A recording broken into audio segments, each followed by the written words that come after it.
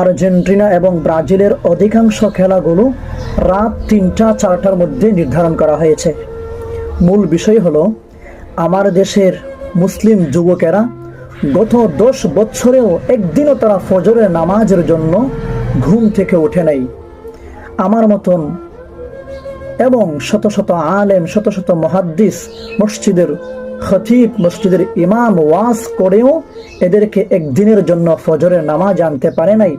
মা বাবা সন্তানকে প্রত্যেক দিন ডাকে নামাজে যাওয়ার জন্য, ফজরের নামাজ পড়ে নাই। আমার দেশের শত শত মুয়াজ্জিনরা যুবকদেরকে আজানের মাধ্যমে আনতে পারে নাই। এমনও মসজিদ আছে যেখানে মক্কা এবং মদিনার মায়াবী সুরে আজান দেয়, তারপরেও যুবক মসজিদে আসে না।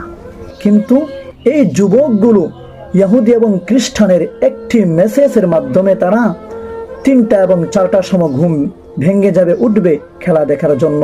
এমনও যুবক আছে যারা কিনা ঘুমাইবে না, রাত্রে না ঘুমিয়ে সারা রাত জাগ্রত থেকে খেলা দেখে তারপরে ফজরের নামাজ না পড়ে ঘুমাবে। অথচ আল্লাহ তাআলা কোরআনের মধ্যে বলেন, ইয়া আইয়ুহাল্লাযীনা আমানু লা তাত্তাখিযুল ইয়াহুদা ওয়ান নাসারা আউলিয়া। আল্লাহ তাআলা বলেন, মুমিনদেরকে বলেন, হে ঈমানদারেরা, তোমরা ইহুদি এবং খ্রিস্টানকে বন্ধুরূপে গ্রহণ করিও না, এদেরকে অনুসরণ করিও না, ভালোবাসবে না, ফলো করবে না। কিন্তু আজকে অধিকাংশ যুবকেরা তাদেরকে ফলো করছে, তাদেরকে সাপোর্ট করছে, তাদের একটা মেসেজে ফজরের নামাজ বাদ দিয়ে খেলার জন্য ঘন্টার পর ঘন্টা তারা অপেক্ষা করছে। আরেকটা বিষয় হলো, আমার দেশের যুবকেরা খেলার জন্য ঘন্টার পর ঘন্টা দাঁড়িয়ে থাকে। সেই যুবকগুলো যখন জুমার দিন ইমাম খুতবা দেয়, 5 মিনিট 10 মিনিট সময় বেশি হলে ঘরের দিকে তাকায় আর বলে, হুজুর সময় বেশি হয়ে গিয়েছে। অথচ সেই যুবকেরা খেলার জন্য প্রস্রাব ধরেছে, তারপরও 15 মিনিট 20 মিনিট চেপে বসে আছে খেলার জন্য। আফসোস। আরেকটা বিষয়, তুমি আর্জেন্টিনাকে সাপোর্ট করছো, ব্রাজিলকে করছো, তারা ফ্রান্স, জার্মান, পর্তুগাল, এরা প্রত্যেকটা মুসলমানের দুশ্মন, আল্লাহ এবং রাসূলের দুশ্মন।